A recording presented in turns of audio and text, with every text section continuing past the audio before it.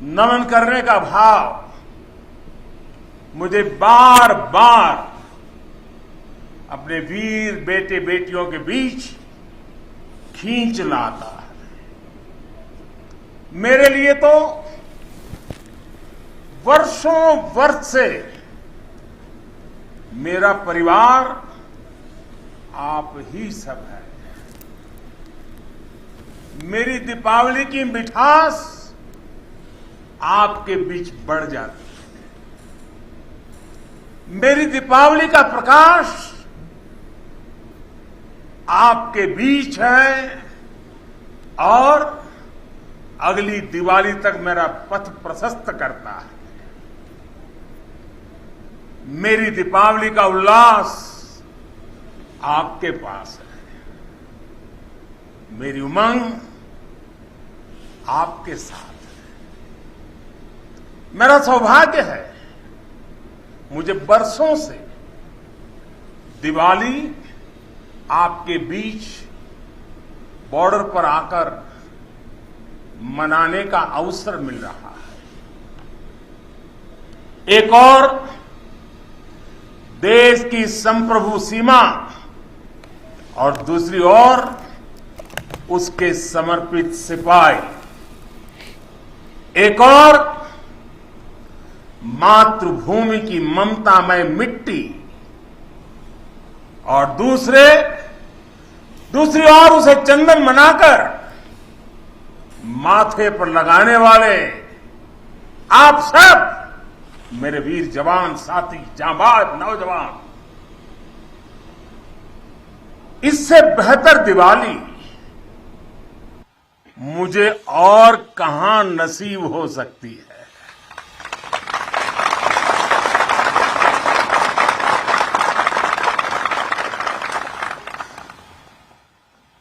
और हम सिविलियन लोगों की दिवाली, हमारी आतिशबाजी, और कहां आपकी आतिशबाजी। आपकी तो आतिशबाजी अलग होती है, आपके धमाके भी अलग होते हैं। साथियों, शौर्य की अप्रतिम गाथाओं के साथ ही हमारी परंपरा मधुरता और मिठास की भी है। इसलिए भारत अपने त्योहारों को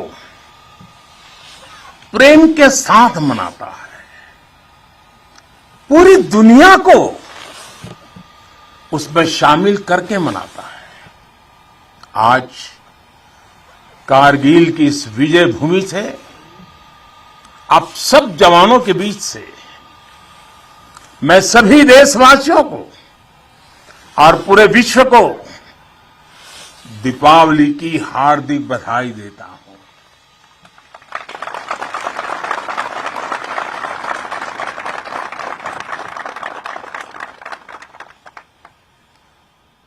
पाकिस्तान के साथ एक भी लड़ाई ऐसी नहीं हुई है जहां कारगिल ने विजय ध्वज न फहराया हो।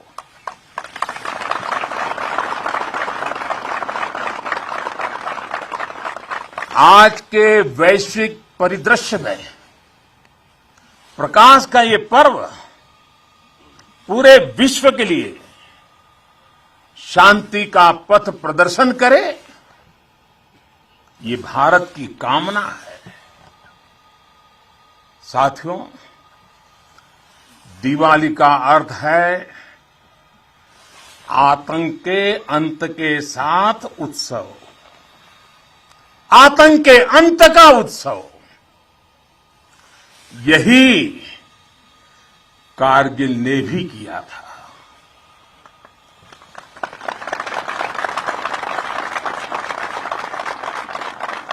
कारगिल में हमारी सेना ने आतंक के फन को कुचला था और देश में जीत की ऐसी दिवाली मनी थी, ऐसी दिवाली मनी थी कि लोग आज भी याद करते हैं। मेरा यह सौभाग्य रहा मैं उस जीत का भी साक्षी बना था और मैंने उस युद्ध को भी करीब से देखा था।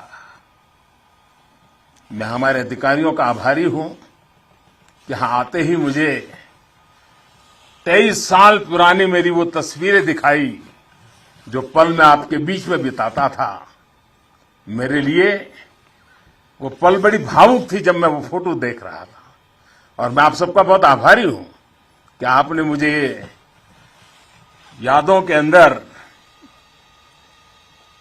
वीर जवानों के बीच में बीते हुए मेरे पल को फिर से आपने मुझे याद करा दिया। मैं आपका बहुत आभारी हूं।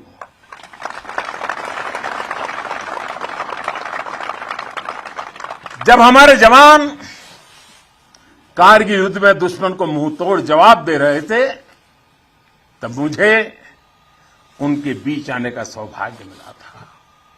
देश के एक सामान्य नागरिक के रूप में मेरा कर्तव्य पथ मुझे रणभूमि तक ले आया था। देश ने अपने सैनिकों की सेवा के लिए जो भी छोटी मोटी राहत सामग्री भेजी थी हम उसे लेकर यहां पहुंचे थे। हम तो सिर्फ उससे पुण्य कमा रहे थे क्योंकि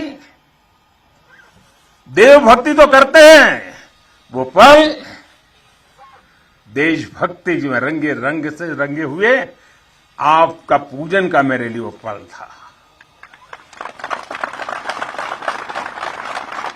उस समय की कितनी ही यादें हैं जो मैं कभी भूल नहीं सकता।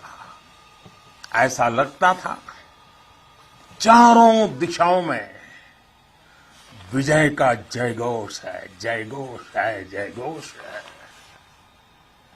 हर मन का आह्वान था, मन समर्पित, तन समर्पित और यह जीवन समर्पित।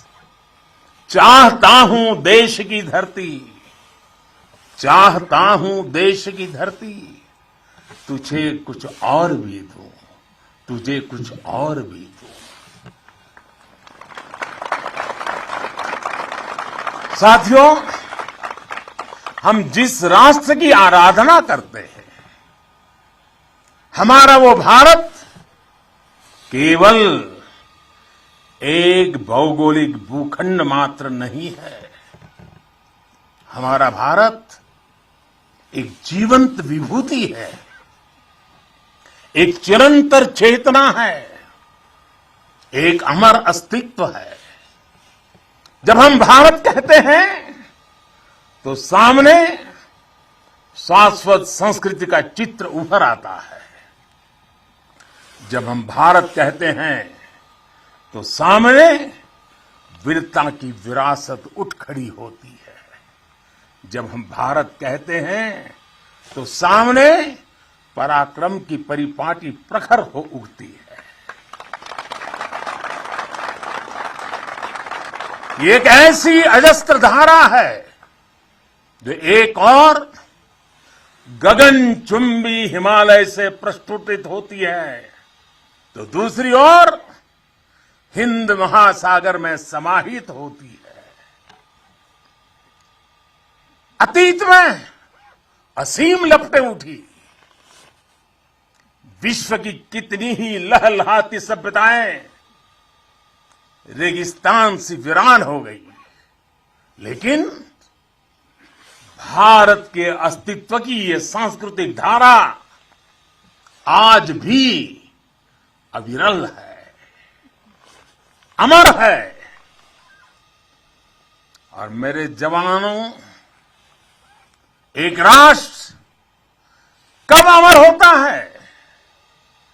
राष्ट्र तब अमर होता है जब उसकी संतानों को, उसके वीर बेटे बेटियों को अपने सामर्थ्य पर, अपने संसाधनों पर परम विश्वास होता है।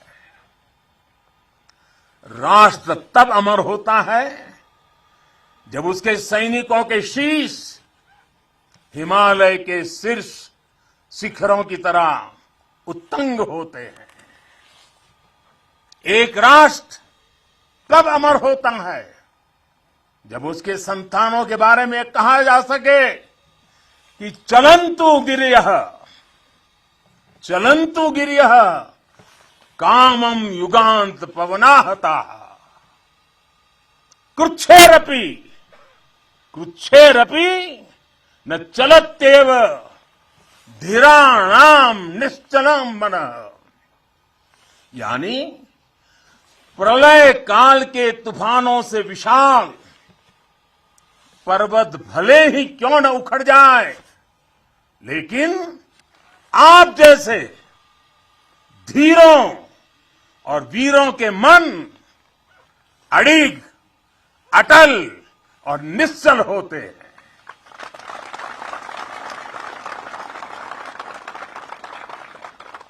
इसलिए आपकी भुजाओं का सामर्थ्य हिमालय की दुरूह ऊंचाइयों को नापता है। आपका मनस्वी मन मरुस्थलों की मुश्किलों का सफलता से मुकाबला करता है। आपके असीम शौर्य के आगे अनंत आकाश और असीमित समंदर घुटने टेकते हैं।